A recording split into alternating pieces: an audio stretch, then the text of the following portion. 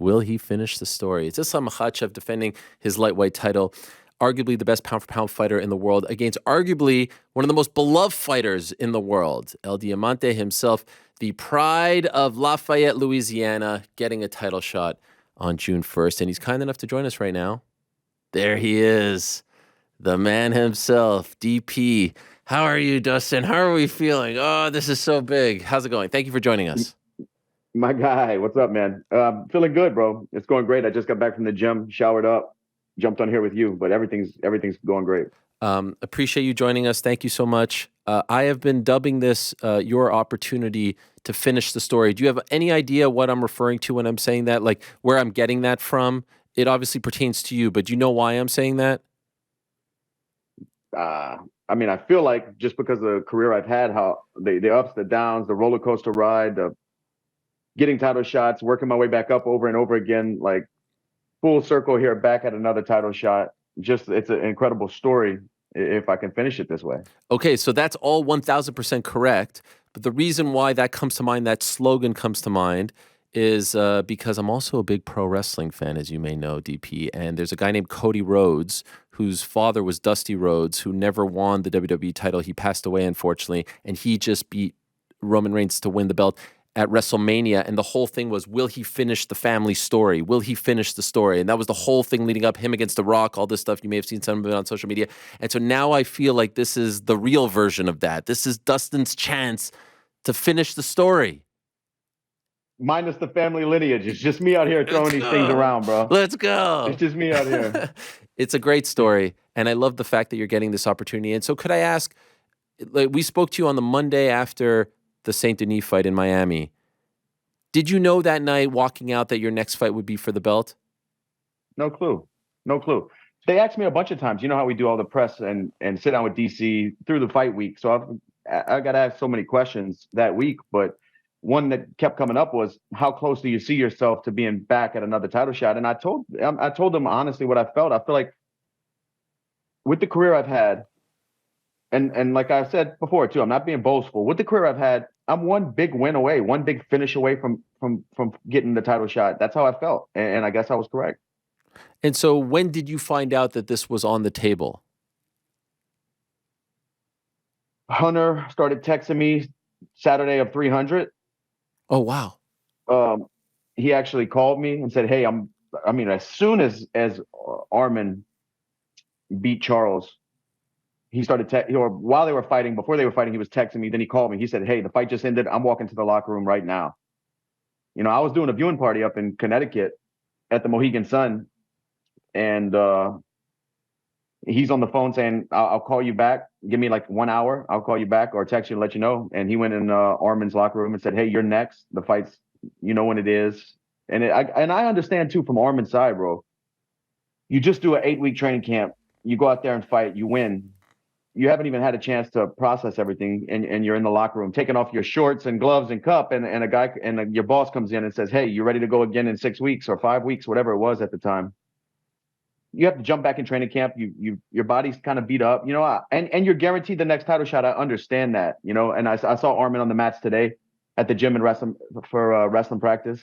Shook his hand, talked to him, and he's next in line regardless, you know. So I understand Arman saying, like, let me get a full camp under my belt. Let me feel at my best and give this thing my all. And I understand that, but I just was in a position to where I can't say no either, you know? Right. So is there any part of you that is annoyed by the fact that you weren't the first ask?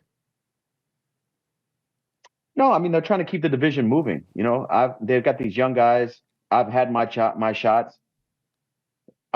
For me, waking up every day, I just feel grateful, and it's serendipity. Things just worked out the way they worked out for me to go out there and fight for the world title again in New Jersey, Brick City, on Lafayette Street. Come on. Yo, I didn't even think of that. I forgot. Yeah, that's right. Prudential Center's on Lafayette Street. That's when did you figure that out? Somebody texted me, like when the fight got announced, and people started texting me, "Oh man, wow, congrats, all that." Wow. I forget who it was. It might have been my hot sauce partner. Somebody texted me and said, "Did you see that this arena?" I guess they were booking tickets and hotels and stuff. did you see this arena where it's at? And I was like, no. And they sent me the address. I pulled it up on Google Maps. I'm like, oh my goodness, I'm gonna be the world champion. That is incredible. So they ask him, he says thanks but no thanks, and then they tell you that night you're in. Yeah, like my wife's with me at this viewing party. I'm like, get off the phone. We're walking back. The fights are over because I didn't get after the main event was already over with before I got the word back from him. But as soon as that fight ended, Armin and Charles, he called me and said, hey, I'm walking back there right now. I'll let you know soon. You might be up next. I'm like, oh shit, like heart's pumping. I'm sweating. I'm around a bunch of fans. I'm like, I got to get out of here. I went back to my room with my wife and my niece actually, and then waited for the call, and they came through. So I flew from there to Lafayette, Louisiana the next day, packed my bags, and then flew straight to training camp. Is that something where you're like, that wasn't a full right notice for me as well. But I'm not in a position to say, hey, I want 8 weeks. I got to jump on this thing and try to win this thing. That was what I was just about to ask you. Was there any like, hey, can I get it later in June? No. There was no negotiation. No, this was it on my end. Okay, see you in New Jersey. Boom. Let's go to work. Wow. And you had been tweeting a little bit. Like I saw the tweets. I hit you up. Were you just trying to manifest this? Were you? Because I thought maybe you had known before. No, I didn't know. I didn't know that it was going to go this way. I knew that the winner of Armin and Charles was going to get the title shot. Hunter had let me know a few weeks before, like, hey, I promised these guys the title shot, and then part of me is like, well, what if they get damaged? What if they get cut up? What if they break a hand? That's the kind of position I was in. I didn't think they would say no. I thought more so like maybe they won't be ready to fight that soon. Okay. So did you start kind of training and preparing for him before? I mean, it's June 1st. So like your fight was early March. It's not like you're getting to a full training camp, but did you start thinking about it and trying to, make it into existence? I was thinking about it, running miles, hitting the gym, doing jiu-jitsu on Fridays. But also I was just coming off of a fight myself. Right. That I had been away in training camp while my daughter's in school. I only got to see her, here and there throughout training camp when my wife would fly in. So I was just trying to keep my body moving, not get too far away from it, hoping for the best. And it all worked out. You mentioned you saw Armin today at the gym. Was this the first time? Yeah. What was the conversation I don't know if like? he just flew back. I've been here a couple of weeks. I don't know if he just flew in or whatnot, but this is the first time I've seen him on the mats since his fight with Charles. And what was the conversation like? It was very short. We trained in the same room today. Shook his hand. What's up? Like nothing big really. There is a world where you win this fight and you're fighting him next. We have so many good 50. I mean, Gamrot is here. Yeah. Mateos is here helping me out through the whole training camp. I think he could be next as well. He's up there too, so he has a win over Armin. Right. It's crazy, dude. I'm not worried about that. I'm worried about Islam June 1st. Okay. So I saw some quotes from you and I would just love to clear it up. Is there a chance that you win this fight on June 1st and retire? Is that possible? So all like people tagging me on retirement stuff, that's not me saying, hey guys, I'm retiring. That's you guys, that's media asking me, could this be, you've been fighting a long time. Could this be? And I don't know. I'm being honest with you guys. I do not know. In Miami at 299, I got asked the same question. And the answer was, I don't know. I got to see how I feel. I got to go out there. I got to fight this guy and just see how I feel. But every one could be my last one. I've been saying this. Okay. So you haven't made any kind of decision, win or lose. It's a feel thing. Yeah. I'll make it that night. Okay. I just think you win. Now you've reached the mountaintop. Now there's some paydays to be had. Why would you walk away then? I don't know. I just got to see how I feel. I'm not. Paydays are great, but I've gotten those. I'm good. Me and my family are good. I'm about to get another one. We're good. Like I'm not chasing money right now. I'm okay. I'm chasing a Hall of Fame career, an undisputed world title, checking all the boxes that I set out when I was 18 years old. The crazy thing is about this whole thing is when I was 18 years old, I told my wife I won't fight past 35. And now here I am, 35, getting another title shot. So it's just crazy, man. Why, really crazy. Why did you feel that way at 18? Why 35? I don't know. I just felt like I know nothing about being 35 when I was 18 years old. I just felt like if I dedicate my life until I'm 35 to fighting, I started when I was 17. Had my first MMA fight at 18.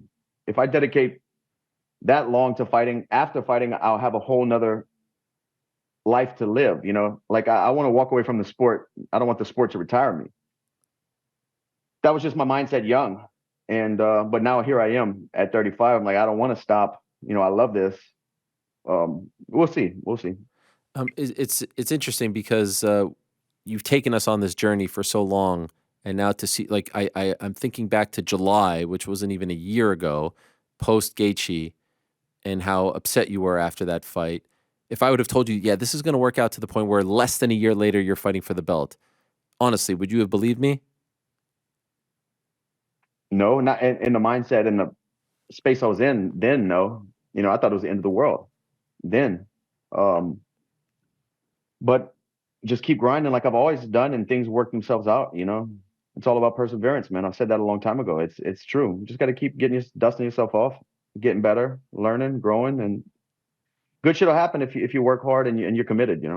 It's literally the last thing left, right? There's nothing. Is there anything else you want to accomplish in the sport other than that? A big one, obviously, but I can't think of anything else that you haven't done. No, that's the top of the list. Being the undisputed world champion. Top of the list, but I feel like it's honestly, it feels like the only thing left. Is there anything else? Top of the list, I understand, but I wonder if there's anything else on the list. No. It's just that, right? Yeah, it's just that. It's an unbelievable, wow. It would be one of the greatest stories, and not because like I'm rooting against Islam or something like that, but just the journey that you've been on, the highs and lows, the ups and downs, all of that, everything you've accomplished, and then to go down like this.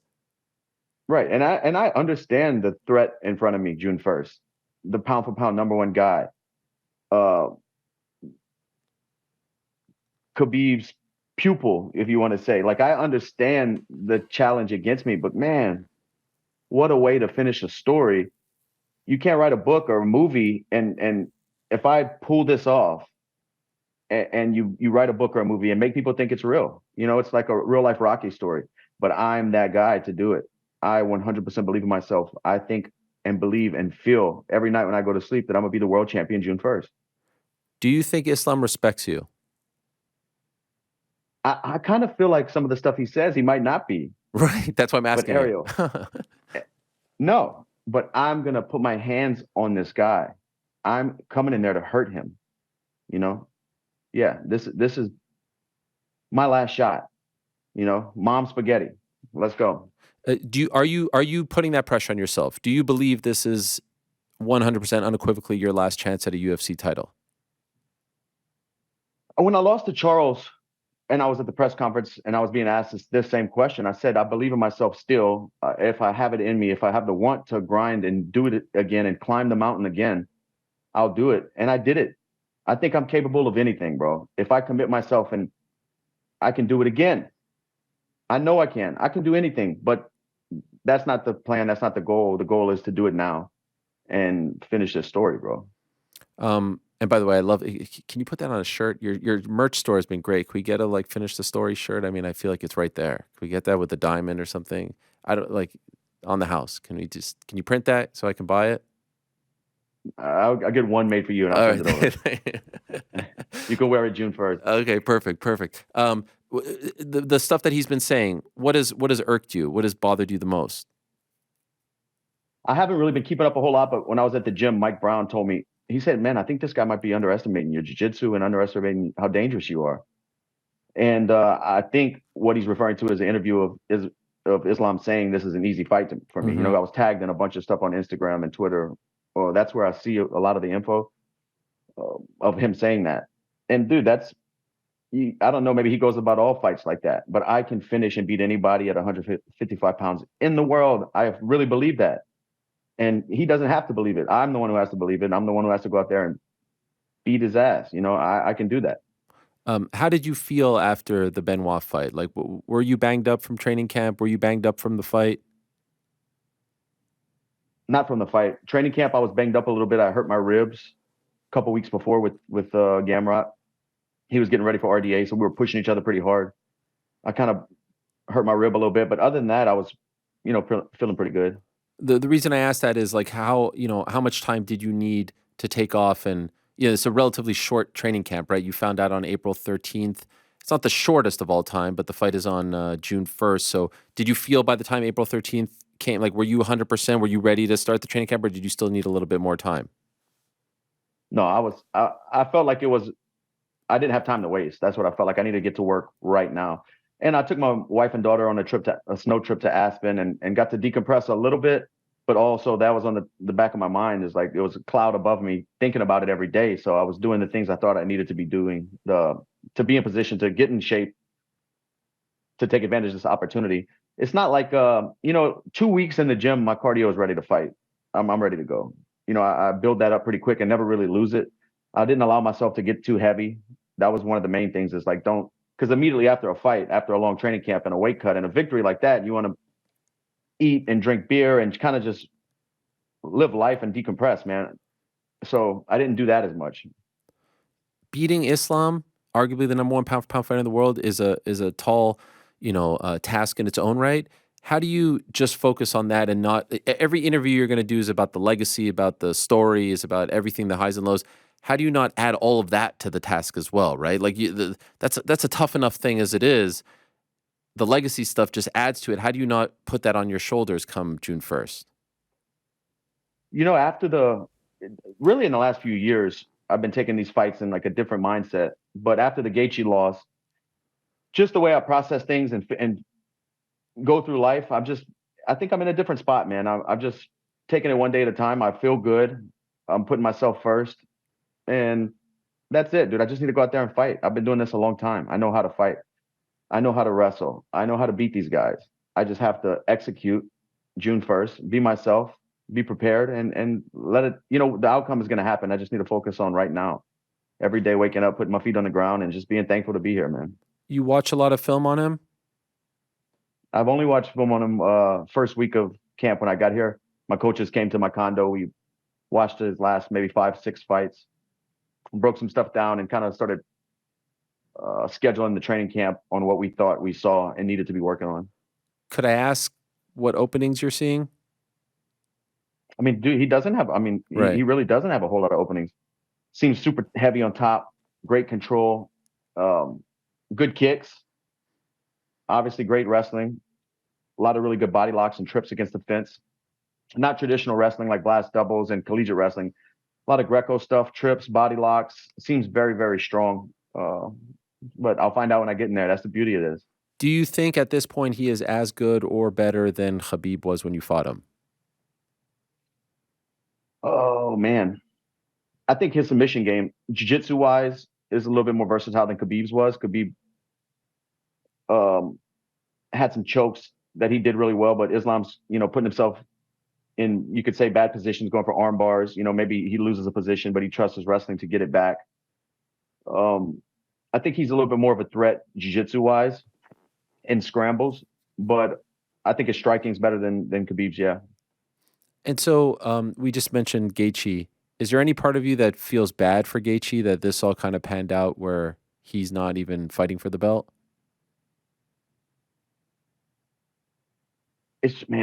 No, it's fighting. It is what it is. It's fighting. You hope to win. You go out there, and it doesn't go your way sometimes. Things happen. It was a great fight. But I was telling everybody that leading up to that fight, like, dude, you guys are counting Max out. Max is a big guy. He can punch. He's strong. His rhythm, I think, is going to give Gaethje some problems. His volume is going to give Gaethje some problems. And I didn't think he was going to knock him out like that. But I thought if it went past 3 rounds, Max was going to start pulling away and hurting Gaethje. I thought Gaethje in the first 3 rounds could finish Max with a big shot. I'm always curious. Like, we react to the Max knockout because this is something like we can't even fathom. Like, us normal people can't fathom. You could do that. You're a dog like Max. You're a fighter. You're a pro fighter. You're a legend. When you I've fought both guys twice. I kind of know the rhythm of each guy, and I thought it was going to be the footwork and the volume and the timing of Max was going to be tough for Gaethje. That's what I thought. And I'm just curious, like, when you see him pull that off, the 10-second thing, the point, and then the knockout, how do you react to that? I was mind blown, just like everybody else watching. I thought Max was cruising to a victory. I thought he was going to win a decision, but for him to point down and Gaethje to oblige and them to throw caution to the wind, and I love that about fighting. I love that style of fight, but to see Max pull it off was, man, it gives me the chills talking about it right now. So I kind of feel like two things had to happen in your favor that night. Armin beats Charles, says no too soon, and also Gaethje losing, because maybe they go to Gaethje if he wins, right? Right. So I feel like the stars have aligned for you perfectly here. Do you view it the same way? Like, do you feel like do you believe in that stuff? Like, there's something above the Yeah. gods, the MMA gods? Yeah, bro. That's why I said this is serendipity. That's Yeah. the definition of serendipity. Yeah. Things falling into place in your favor, man. I don't know. I don't know why or how this all happened, but I'm here for it. Are you connecting this to the Khabib fight? Is this your chance to right the wrong of the Khabib fight, or is that not fair? Are these two separate things? No. Yeah, it's a completely different fight. Okay, that's silly. Yeah. Okay, I'm I sorry. am a silly goose, but not Yeah, I that know. silly. Okay, so are we really going to go for this, Gilly? Like, what? Oh, dude, of course. How soon? Like, can we just get it out of the way in the first 10 seconds, and then you can continue? Like, why would we do this? Why? Like, what's the obsession? I'm gonna get one. I'm gonna get Could you one. imagine if you freaking win like that? Then it's over. Then you have to retire. There's nothing else. Yeah, I'll get a bronze statue in my front yard of me in the guillotine position. By the way, I mentioned there's nothing else on the list. I guess that would be on the list too. Guillotining him? Yeah. A jumping guillotine. Yeah, yeah, for sure. You miss all the ones you don't jump, man. And so you are actively practicing this, yes? Yeah, of course. Gamron and Mike Brown are telling me stop it, but oh my gosh, is Gamrot going to be in your corner? He's going to be there in Jersey. He's flying out and stuff like that. I'm not sure yet. Finishing up my corners right now, actually. Because you get 4 for this. Yeah. Oh man. But I've always put Rob Rovetta. He's been my only, my manager and my consultant in fights since I was 18 years old. Crazy. Or 19 years old. So he's like grandfathered in. When I get that extra 4th spot, I usually put him in there. But we'll see, man. I got to make that. That's a big decision. How did you meet him? Because he's not a traditional. Isn't he a real estate guy? Yeah, him and his wife do real estate, but he was a big MMA guy. Okay. Back in the WC days. Right. I mean, his list of talent was crazy. I mean, he had Rich Clementi, Melvin Gillard, Tom Nick, Sam Stout, Aldo for a while, maybe Lieben, Brian Stan. Like he had a list back in the day. Man, I love hearing those names. Blast from the past. Only essentially 2. Oh. Matt Brown as well. Right. Wish him a successful retirement, man. What a retirement announcement as well. He's just like, I'm done on Twitter, like no hoopla whatsoever. But you mentioned Aldo. Did you watch him on Saturday? And what? Of course. What are the feelings when you see him still doing what he does so well at this age? I don't want to see him go. You know, and I know he's getting up there in age, but he still looks great. Seems like he still loves it. He's been a legend since as far back as I can remember, I don't want to see him go. I want to see him fight, I want to see him fight. I remember Josh Grisby versus Aldo, which never happened, which led to Josh Grisby versus Dustin Poirier. Remember that? Yeah, I think he hurt his neck or something. That was the first time. Yeah, that was crazy, man. That was crazy. That was the first time I made 45, I believe. Was that in my career 125 or 126? It was one of those. UFC 125. 125. New Year's resolution or revolution, I think it was called. It was one of those for sure because I have the poster. That's when we used to name the pay-per-views. And dude, we had legends on that card, right? I think Lieben might have fought on that card. Mike Brown fought on that card against Diego Nunes. Edgar Maynard fought to a draw. Yeah, Edgar Maynard. Yeah. That was surreal walking out for my first UFC at the MGM Grand, Yeah. How nervous were you? That was a big deal to me. Oh, I'm always nervous, man. Fighting people, I'm always nervous. Still to this day, like coming out the locker room when my name's called to fight whoever. It doesn't matter. I'm nervous. Is it the same kind of nerves today as it was back then? It's the same kind, but I just address them and kind of deal with them a little bit differently. But the same nerves. It hasn't gone away. What do you mean by deal with them differently? Like how do you? Like instead of being overwhelmed by these feelings and thoughts, I just kind of try to embrace them and like I'm supposed to feel like this. I felt like this 50 times now. Like this is it's not going away. Just kind of like I say, embrace them. You just have to know they're coming and walk out there. When did you turn the corner on there? Because I'm asking like legitimately as someone who's a very anxious person who sometimes has a hard time dealing with the nerves. How did you learn to embrace them? And what was the fight? Do you remember the fight where you embrace them as opposed to shun them? No, I don't remember like when the turning point was, but it's been years. It's been years. Okay. Can I ask about the new gloves? I've seen you with them, the gold ones, right? You're going to be the first Yeah, card with them in the first title fight with them. How do you feel about them? I like them, man. They're a lot easier to make a closed fist. The problem with the old UFC gloves, they were kind of built flat, so that we'd have to roll them up in the back and try to make it easier because your forearm gets full of blood. It's like you're straining to make a closed fist with those other ones. These are a lot softer. I know that they're lighter. Um, they're just easier to make a closed fist. Okay. So, yeah, So you approve. for sure. Yeah, yeah. How do you feel about the I gold? like them better. I like them better. I like it, man. Especially I like it because I'm the first championship fight in them, so that's kind of cool. But we'll see. I don't know how it's going to look on TV and stuff, but the gloves are cool. Okay. And have we decided what we're doing, like as far as Good Fight Foundation is concerned? This is a big one, so a lot of eyes on it. What you'll be doing with the kit, all that stuff. Yeah, that's right around the time we start planning and ordering things for our back to school drives. So I think I'm going to use the funds we raise from this fight for the back to school backpack drive we do. Maybe we'll try to do 1,500 backpacks filled with school supplies this year.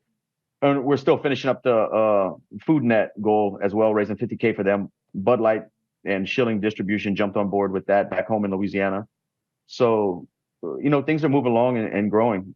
And we have a lot of stuff planned for this year. We're going to try to do our first gala this year and just keep it growing, man. Keep trying to help communities. I love it. Fighting the good fight. Yes. And I love the merch too. The hat. Can people get that on the store as well? No. This is Is this a one of one? Really? Why don't you say that's a great hat? Maybe I will. You're my new merch advisor. I know, man. man. We got that. We came up with 2 things already. And we're crushing. We're crushing. I love it. By the way, do you remember when you first started to say and think of paid in full? Oh man, long time ago. Long time ago. There's all these little things that you've been saying and doing throughout your career that I feel like will culminate now into an incredible documentary. And of course, we were first introduced to you via the Fightville documentary. There's an amazing sequel to be told here, regardless of what happens on June 1st. But holy shit, what an ending if it goes your way on June 1st. For real, man. Storybook. But the paid in full stuff though, man, is like every cut, every drop of sweat, every mile I've run throughout the last 18 years of fighting. That's all, when I win that belt June 1st, every single one of those things added to this, and it's been paid in full, That's what this is to me. Do you allow yourself at night to dream of what it will feel like? Do you go there? I go there every night. And that's what I want most. What does it feel like? It feels surreal, like thinking about it, that I could have an opportunity to make this a reality. I just don't want to let it slip from my fingers again. It means a lot to me. I'm going out there, I'm throwing everything that I have in my bones and muscles and everything that I have the ability to do to win this fight. I'm doing it. That's just what it is, man. Why does it mean so much? Because I don't think that I'm going to be around to get another shot. But that being said, I'm not like putting the pressure onto myself to where like it's shaking me, like it just is what it is. I'm a realist, I try to be optimistic and keep the best mindset towards things, but I understand what it is. I'm 35. The division has to move on at some point, but I'm trying to finish this thing, man. The reason why I put a pair of gloves on when I was 17 years old to say I'm the best in the world, and June 1st, my plan is to do it. And my daughter is going to be there front row for the first time ever. Wow. I want to show her that you can accomplish your dreams. This is a big deal to me. It's more than fighting. Like I said before, what I'm fighting for is worth more than silver and gold. It's my life to have this feather in my cap. If it is the last one, to walk away from this sport content. I just want to go through life content. And winning, like I've said in another interview, this isn't guaranteed, of course. I'm fighting the number 1 pound for pound guy. Yeah. But I'm putting myself in position to be physically, mentally ready, the best that I can be to pull this thing off and make this a reality, man. And it just is what it is. Dream chasing, the story of my damn life. You're giving me freaking goosebumps. Before I let you go, I'm just curious, why have you not had your daughter at previous fights, and why this one? The only other fight she's been to was the Oliveira fight, but we didn't let her come into the arena. She went to weigh-ins, and she was with like in a private room in the back with no TV, so the fight wasn't playing. But just because it's dangerous, what we do is dangerous. But she's about to be 8 years old. She's grown up in fighting. She understands this. I think this might be the last time I get a shot at raising that belt up in the air. And I just want her to see it. I want her to see that you can chase your dreams and make things happen. I want her to see it in person. We saw Tom Aspinall give the belt to his dad. I feel like if all goes your way, you get that belt around your waist, you take it right off and give it to your wife. It's theirs. It's theirs. You know, 100%, if this does happen, it wouldn't have happened without my wife. You know, 100%. Incredible. What a story, man. So happy for you. So happy they're getting this opportunity. Can't wait to see how it plays out. Thank you, as always, for the time. Good luck in training. Congrats on all the merch that is about to come out based on this interview. And well done, Dustin. It's just, I don't know what else to say, but it's a beautiful thing. And I would love, and I hope it's okay to say this, I would love to see you finish this story on June 1st. I appreciate it, man. Buy the pay-per-view, ESPNplus.com. Thanks, Dustin. Also, hey, before yes, I get off of here, please. One thing, a good, since this is to me like where I come to get MMA news, and this is a large megaphone for people to hear. I got a buddy and a training partner of mine, Sabah Homasi, former UFC fighter, been around a long time, a stablemate of mine at American Top Team for the past 12 years. I cornered him, and I'm not throwing any promotions under the bus, or I just want people to hear this. I cornered him in Bellator in Dublin a few months back.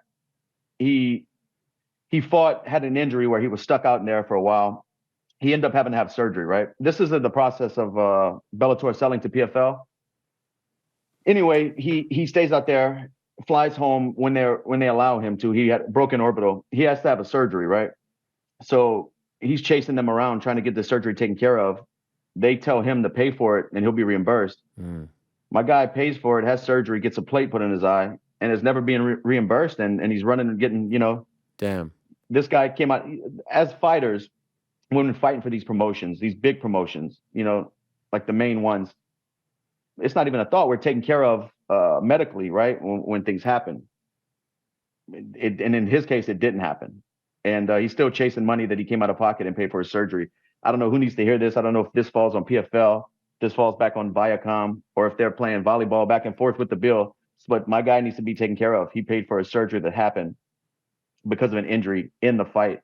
And I want whoever needs to hear it to hear this and get this guy's bills taken care of, man. It's ridiculous. That is ridiculous. And I'm going to ask the PFL about that, specifically Don Davis, the founder of the PFL, to get his take on it, because that's not right. They own the company now, and he's still under contract with them? No. So they were being sold in this, like at the time of this event. He loses, has to have surgery. They cut him, but he was told to pay and he would be reimbursed, you know. Well, they say they're fighter first. He has said this on this show many times, so I'll look into it. Thank you for sharing that with us. And yes, and he's helped me out a lot of camps. He's going to be there with us fight week in New Jersey. And he's running miles with me every weekend and stuff like that. He's just a good buddy of mine. And to see that happen to somebody, I've been in this business a long time, and I've seen people get taken care of. UFC has done an incredible job of taking care of me and other people I know with any injuries we've had. To see my buddy come out of pocket, get cut, it's just like it's a bad spot, you know? Yeah. And not get taken care of. I just want to see this man get taken care of. Amen. All right, I'll look into that as well. Thank you for raising that. Appreciate it. It says a lot about you. June 1st, ESPN Plus, pay-per-view, Islam versus Poirier. I'm going to get the strap. Let's go. Can't wait. Thank you, Dustin. Good luck. Thanks for watching. We appreciate it very much. Hey, if you like this video, give us the old thumbs up. Subscribe as well. You can get many more of these videos on the channel, so please do that. We would love you forever if you did so.